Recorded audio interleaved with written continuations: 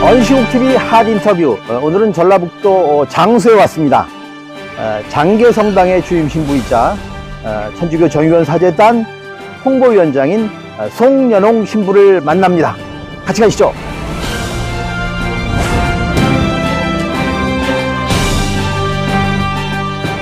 저희는 지금 전북 장수에 왔습니다.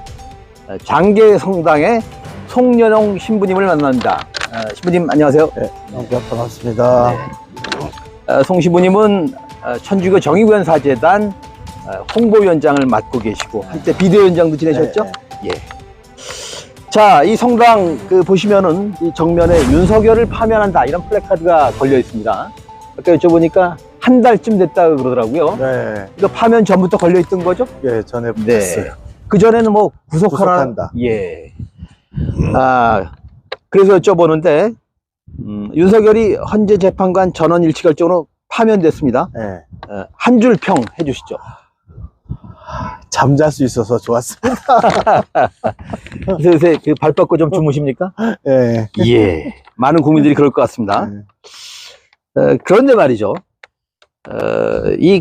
성직자들이 뭐 시국기도회 이런 거 많이 하지 않습니까? 저는 이제 두 종류의 시국기도가 있다 생각하는데, 대통령을 축복하는 시국기도회, 그리고 대통령을 비판하는 시국기도회. 그런데 천주교 정의위원 전국사제단은 윤석열 대통령이 된 지 1년 지났을 때부터 시국기도회를 열어서 탄핵을 이야기하고 퇴진을 요구했죠. 네. 공식적으로는 첫 퇴진 요구였는데 짐작합니다만 왜 그랬나요? 그게 2023년 3월 20일에 전주에서 시작을 했어요. 이제 풍남문 광장에서 시작을 했는데 그 전에 물론 2023년이니까 그 전에 뭐 윤석열이 대통령이 된 다음부터 있었던 일들, 대표적인 게 이제 이태원에서 159명이 사망했고, 그다음에 그 전에 그 물난리가 한번 났을 때 그 구두 신고 이렇게 앉아가지고 이렇게 우리 사투리는 구다반 그 모습을 보면서 아휴 저게 대통령일까 그렇게 생각을 했지만, 그래도 대통령은 국민을 위해서 하겠다고 선서도 하고 나라와 국민을 위해서 모든 책임을 다해서 일하겠다고 그래서 이제 지켜보고 있었죠.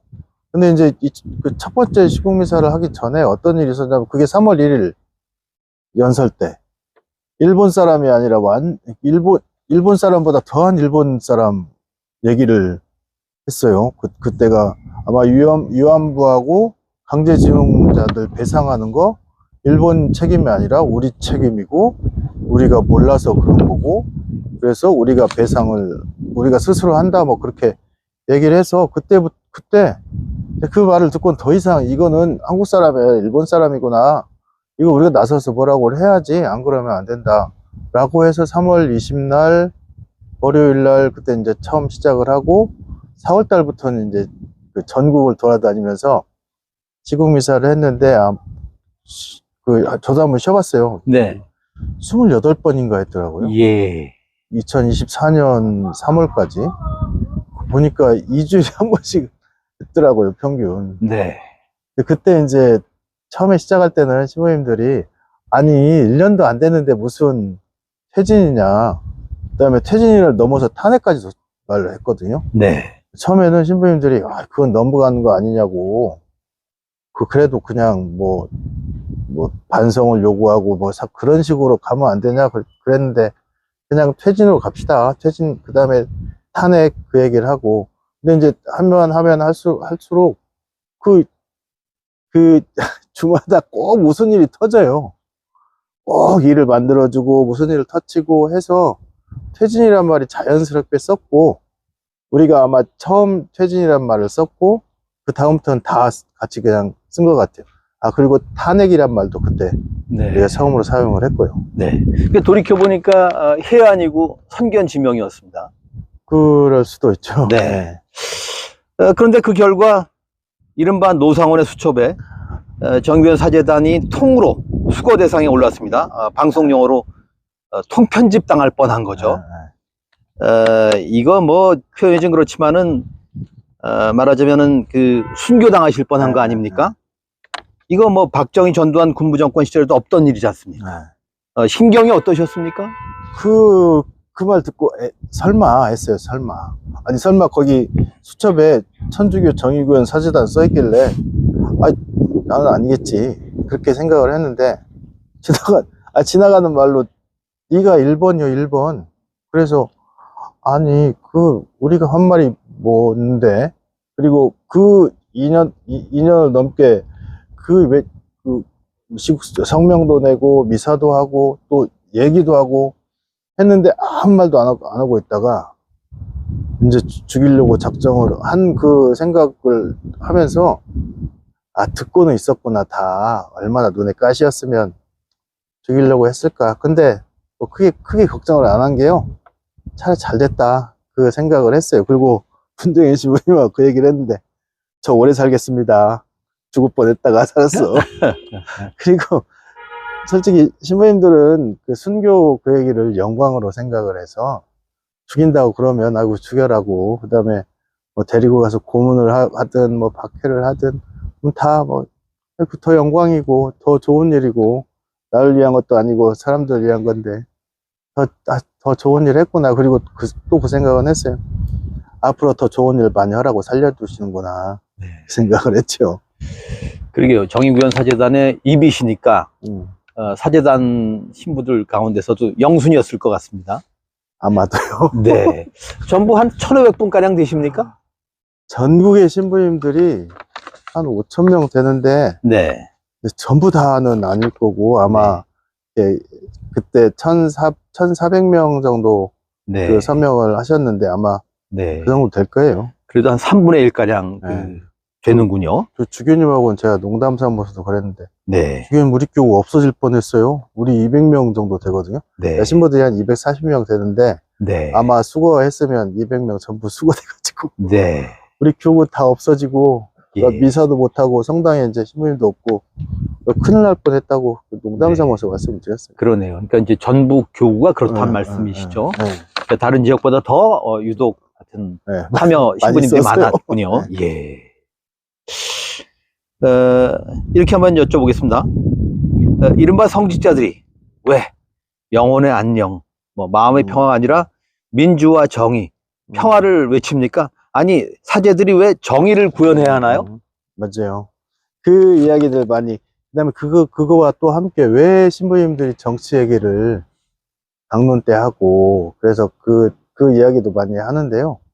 이렇게 생각을 해보니까 그냥 종교라고 얘기를 하면, 천주교가 왜 좋은지, 그 다음에 천주교에 호감을 갖는 이유 하면, 좋은 일을 참 많이 해서 가면 마음의 안정을 얻을 것 같아서 그렇게 얘기를 하는데요.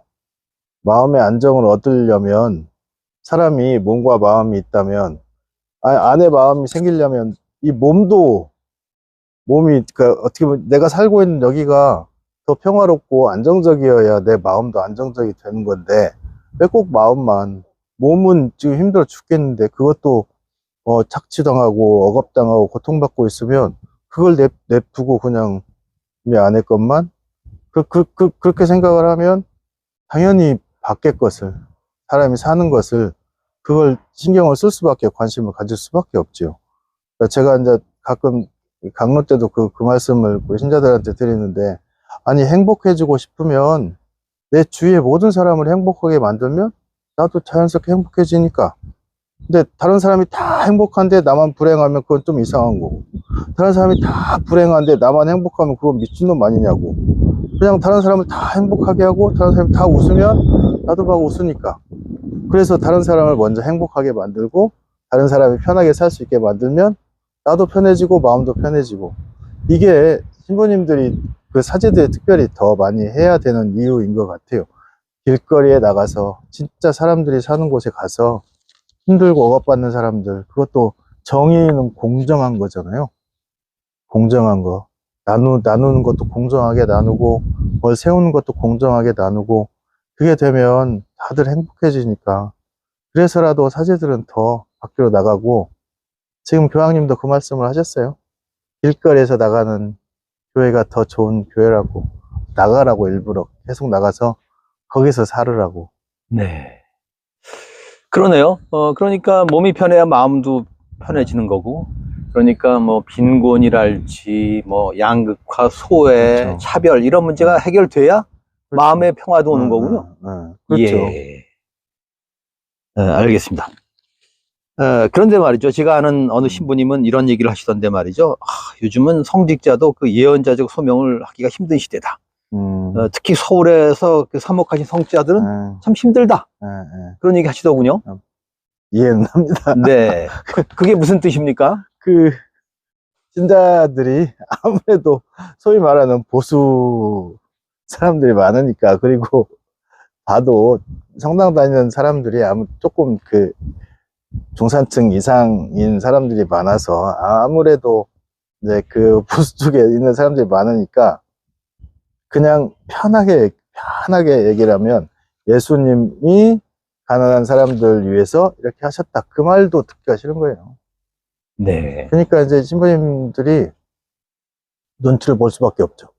네. 이쪽 편도 못 들고, 그러니까 왼쪽이든 오른쪽이든 그냥 그 서로 편하게, 한쪽만 편들면 이쪽이 뭐라고 할 거니까, 또 한쪽을 편들면 이쪽이 뭐라고 하니까 그냥 이쪽도 아니고 저쪽도 아니고 진짜 무색무취하게 그렇게 살죠. 그래서 속의 마음은 아니어도 행동을 못하고, 또 신부님들이 이런 말을 하면 좀 그렇지만 많이 부자가 됐어요.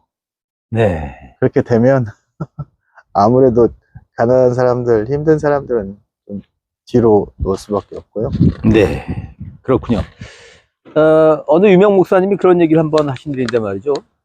유럽은 구교, 천주교가 기득권이라서 지식인들이 좀 신교의 경사가 돼 있다면은 신대륙 미국은 신교가 기득권이라서 지식인들이 구교에 좀 경사가 돼 있다. 그 생각을 해봤습니다. 한국은 어떨까? 한국은 신교가 기득권 아닐까?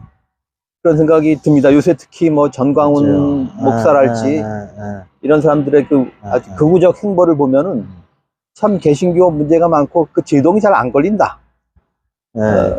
그런데 저희가 언론단체로서 언론에 대한 비판을 이제 세게 합니다만은 이 종교 간의 평화도 필요하지만은 종교 간의 상호 비판도 좀 필요한 거 아닙니까? 맞죠. 해야죠. 당연히 해야죠. 근데 이제 요새 윤석열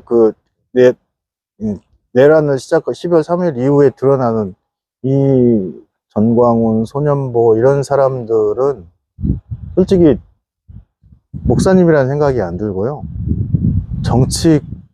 그것도 정치인도 아니고 정치꾼, 자기 목적을 위해서, 자기 이익을 위해서 이렇게 하는 모습이, 저게 이제 종교인이 아니구나. 근데 하느님을 팔아야 사람들이 모이니까요. 그 모인 사람들을 이용을 해야 되니까 아무래도 종교의 이름으로, 신앙의 이름으로 하면 사람들이 맹목적으로 달라들 수 있으니까요.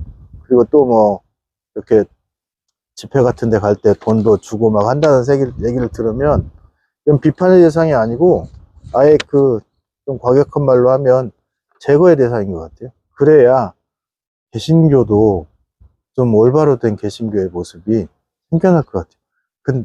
뭐 요새 대형 교회라고 얘기하는 그 교회들, 하다못해 화장실을 내주는 교회도 없는데, 집회를 할 때, 아니면 뭐 이렇게 선결제를 하거나 그런 것도 안 하는데, 그게 진짜 큰 교회가 있을 필요가 있을까? 그리고 또 거길 다니는 신자들도 참 불쌍해요. 어떻게 그런 목사 말을 듣고 가서 막 눈물도 흘리고 막 하는가 생각을 하면 참 안 됐다는 생각이 들어요.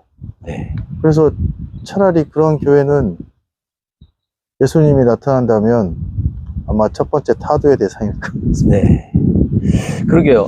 저는 그 정광훈 목사류를 종교 자영업자라고 봅니다. 네, 맞아요. 네. 맞아요. 그리고 뭐 정치 집회 끝에 뭐 헌금하라는데 그게 어찌 헌금입니까?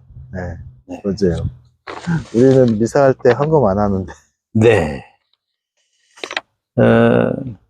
아시는 대로 윤석열은 숱한 거짓말을 했습니다. 심지어 뭐 탄핵 심판 과정에서 뭐 인원이라는 말을 써본 적이 없다라고 주장한 지 1분여 만에 인원이라는 표현을 3번 반복했죠.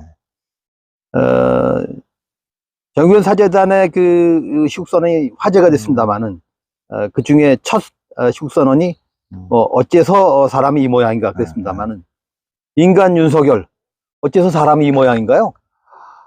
아, 그러게요.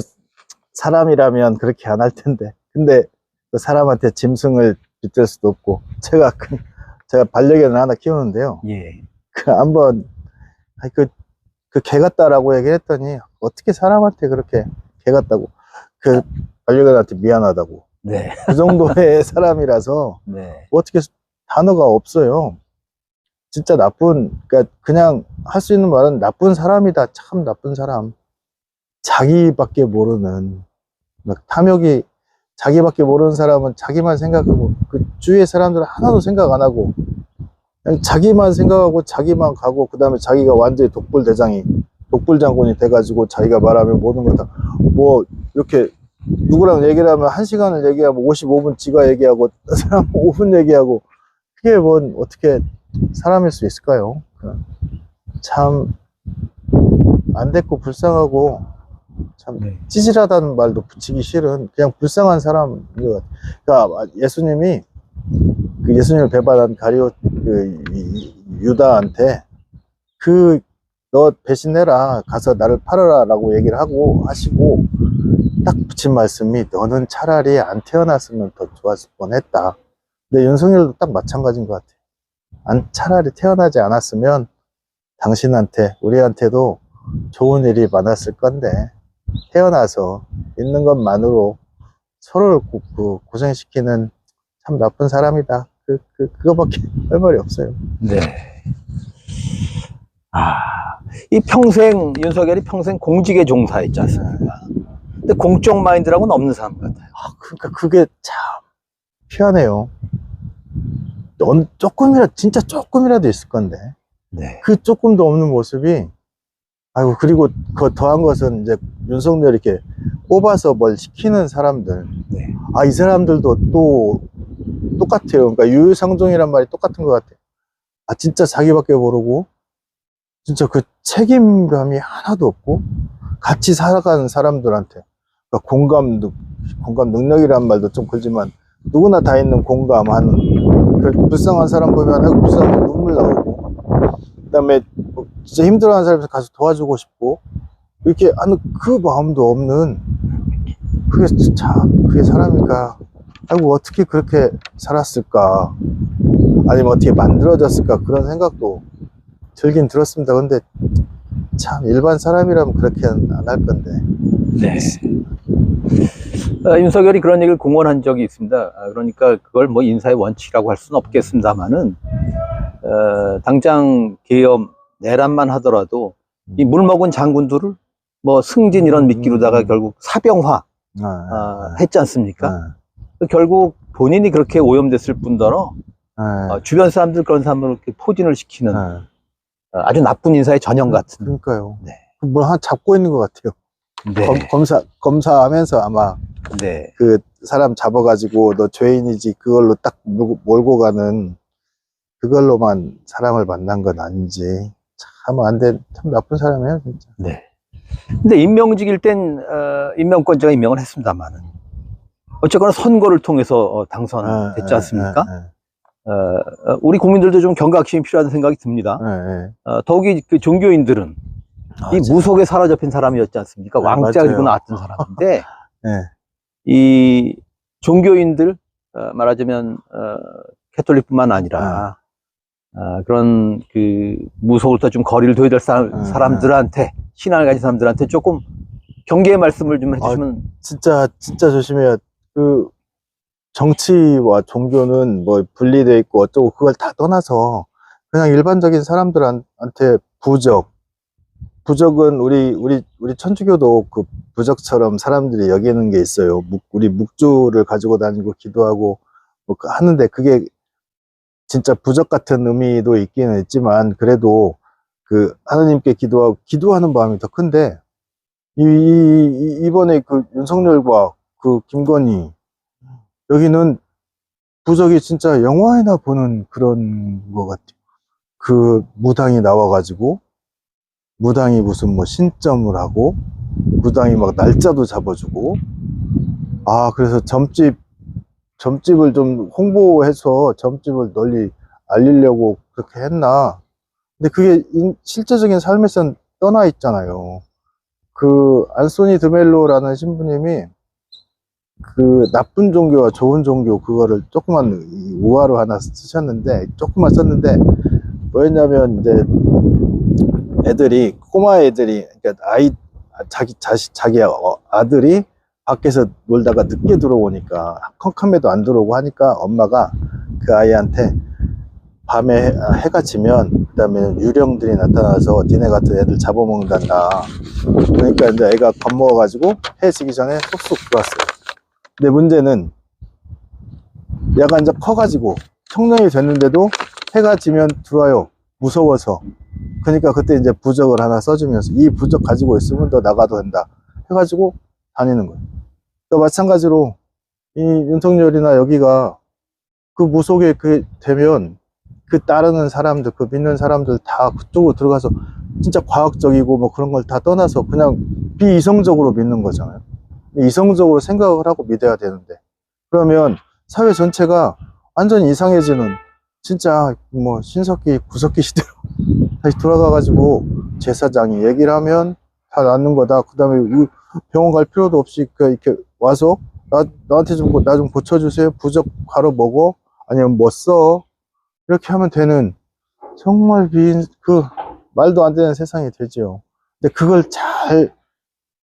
특별히 소위 말하는 성직자들, 뭐 천주교든 개신교든 불교든, 그거는 정확하게 알려줘야 될 거예요. 저거는 비이성적인 거고, 이성적으로, 그러니까 사람이 생각을 해서 보면 저거는 맞는 얘기다. 논리적으로 따져봐도 저거는 아니다. 그런 거는 이렇게 꼭 짚어줘야 되고 사람들 가르쳐주고 해야 되는데, 그냥 윤석열이 들 때는 개신교 목사님들도 한편이 돼서 했었죠. 네. 그러게요. 그러니까 이렇게 정리할 수 있을 것 같습니다. 그러니까 정치색, 소속 정당, 정치 성향을 떠나서 그런 사람은 뽑으면 안 된다. 그렇죠. 그렇죠? 네.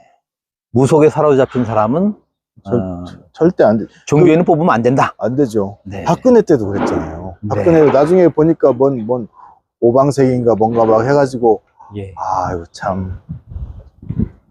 네. 다음 대통령은 그런 사람은 아니었으면 좋겠습니다. 꼭 그런 사람은 안 되게 해야 돼요. 네.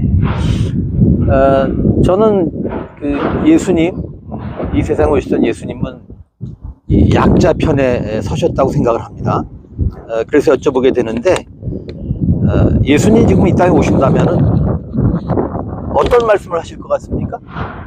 아마 2000년 전에 하셨던 말씀 그대로 똑같이 하실 것 같아요. 불쌍한 사람들한테 가라. 그리고 당신이 가서 아무 말씀 안 하시고 가서 아마 계실 것 같아요.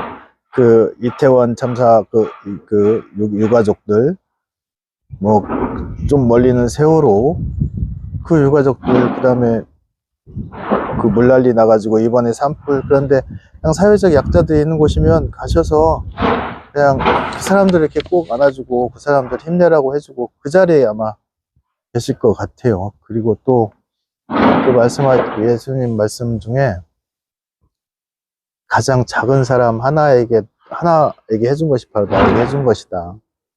힘들어하는 사람, 감옥에 갇힌 사람, 배고픈 사람, 우는 사람, 굶주린 사람, 떠돌이들, 이 사람들을 잘 맞이해주고 이 사람들한테 먹을 거 하나 주고 잘 맞아들이는 게 나한테 해주는 거다. 그렇게 살아라 라고 하실 것 같아요.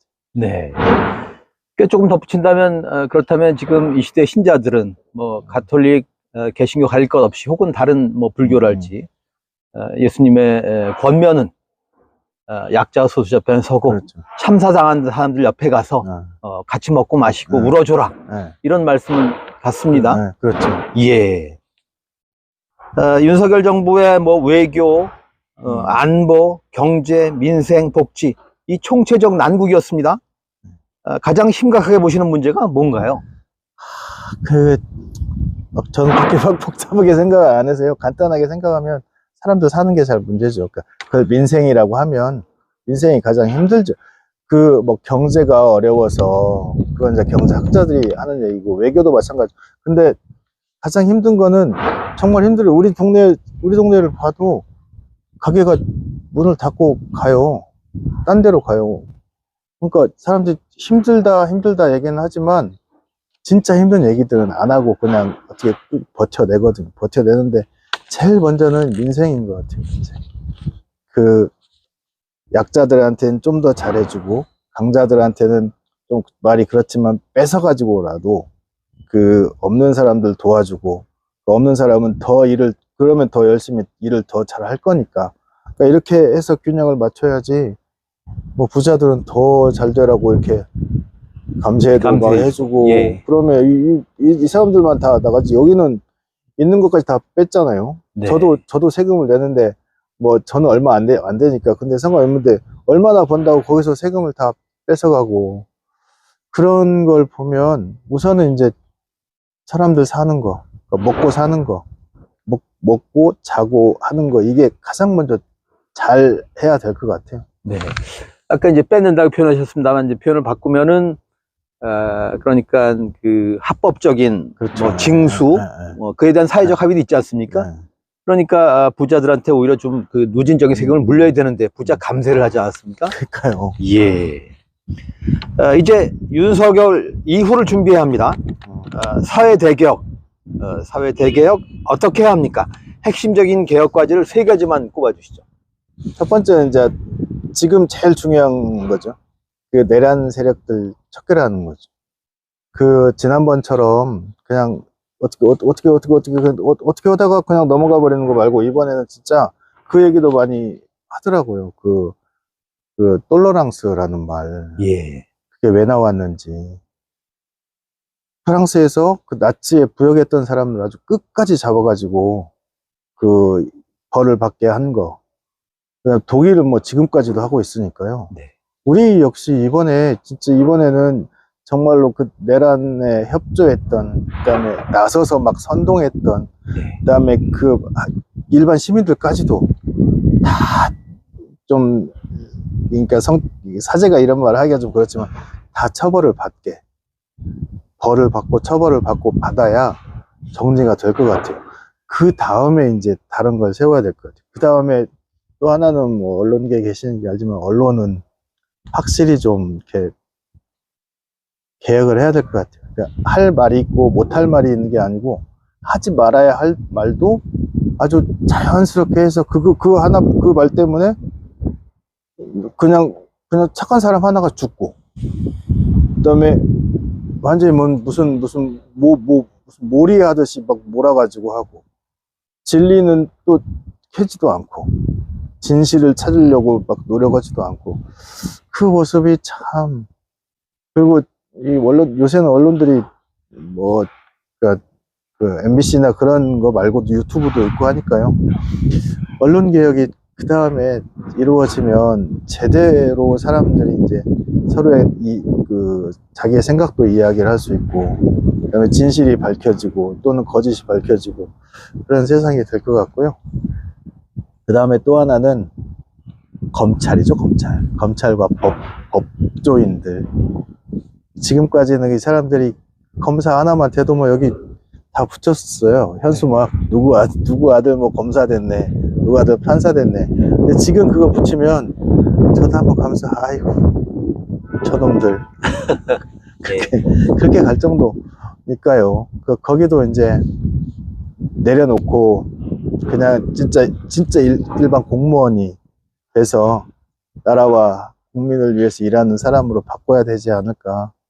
그게 우선 크게 된 다음에, 그 다음에 우리 국민들의 삶은 저는 크게 걱정을 안 해요. 전 국민이란 말보다 그냥 시민이라는 말이 더 좋아서. 네. 우리 시민들이 사는 거는 스스로가 다 알아서 다 개혁도 하고, 또 뭐라고 할 거는 뭐라고도 하고, 그리고 또 아파하는 사람 있으면 또 가서 아파해주고, 또 나쁜 놈이 가서 막 뭐라고 나쁜 말도 하고. 그러니까 우리 시민들은 스스로의 개혁하고 또 바꿀 수 있는 역량들이 있어서 뭐 우선 그 세계가 된다면 시민들은 그냥 자연스럽게 될 것 같아요. 그러면 이제 나라가 더 좋아지고 행복하기도 하고, 또 특별히 제가 대한민국 사람이라서가 아니라 대한민국 국민들은 또 해내는 그 힘들은 있는 것 같아요. 이 어려운 때 우리가 나서서 도와줘야 된다 그러면 또 도와주고, 우리가 나서서 개혁해야 한다 그러면 그 길거리에 나와가지고 하는 그 모습이 참 좋아 보였는데. 예. 언론 얘기하시니까 저희는 언론 단체로서 지속적으로 언론을 비판해왔고, 특히 이 내란 후에 조선일보를 언론계 내란 수괴로 지목하는 그런 성명도 발표한 일이 있습니다. 네. 어쨌든 경청하겠습니다. 맞아요. 예. 자, 마지막 질문입니다. 이제 윤석열 파면을 끌어내셨습니다. 이제 이 새 시대, 그러면 정의원 사제단은 어떤 활동을 하시는 겁니까? 우리 사제단이 50년이 됐는데요. 50년 동안 했던 일을 쭉 보면 필요할 때, 우리가 나서야 할 때 꼭 나섰던 것 같아요. 그러니까 87년 6월 항쟁 때도 박종철 이야기를 처음으로 꺼냈고, 이번에도 어떻게 보면 우리가 먼저 시작을 해서 탄핵이란 말을 사용을 했고, 그 다음에 31일 날 안현역 거기서 그 미사가 지금도 선한데, 그 미사를 하고 나서 그 다음날 선고 날짜가 나왔어요. 그걸 보니까 우리가 필요할 때 나서는구나. 근데 그 감각은 신부님들 사이에서 이렇게 생겨나는 것 같아요. 그리고 또 사회적 약자가 힘들어하는 곳이 있으면 언제나 가고요.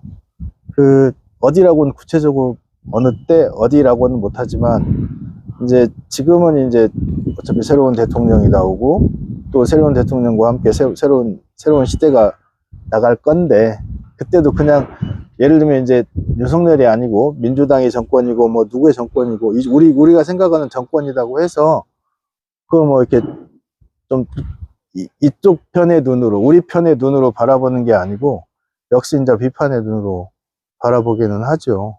그리고 또 국민들과 좀 떨어져 나가는 정책이라든가 또는 행동들인가 하면 그때 이제 따끔하게 또 뭐라고 하게 되겠죠. 뭐 지금이야 지금 우선 잠시 쉬면서 다음을 바라봐야죠. 네, 고맙습니다. 언시국TV 핫 인터뷰, 오늘은 전북의 장소에 왔습니다. 장계 성당의 주임 신부이신 정의구현 사제단 송연홍 홍보위원장 만났습니다. 고맙습니다. 네, 고맙습니다.